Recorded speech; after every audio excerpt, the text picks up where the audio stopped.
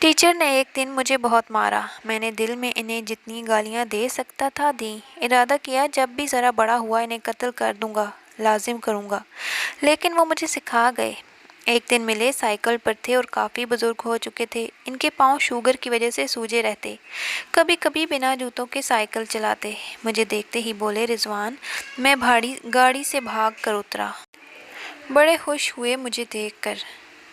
ایک دم ہاتھ جوڑ کر بولے کمزور آواز میں، یار مجھے معاف کر دینا۔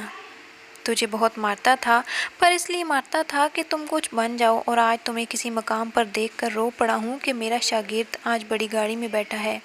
بیٹا تم میری خوشی کا اندازہ نہیں کر سکتے۔ اور رو پڑے۔ میرے سینے پر گھونسا لگا۔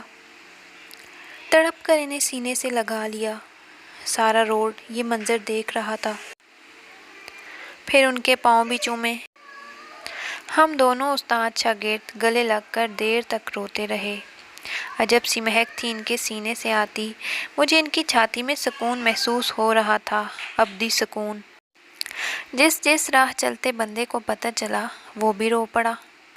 استاد شاگرد کا پیار دیکھ کر بات یہ ہے کہ آپ اچھے نمبرز نہ بھی لیں، اچھے گریڈز نہ بھی لیں، صرف اپنے ٹیچر کا ادب کریں تو اجر ٹیچر نہیں خدا دیتا ہے۔ مجھے یہ ملاقات کبھی نہیں بھول سکتی۔ مجھے تراشنے والے وہی تو تھے۔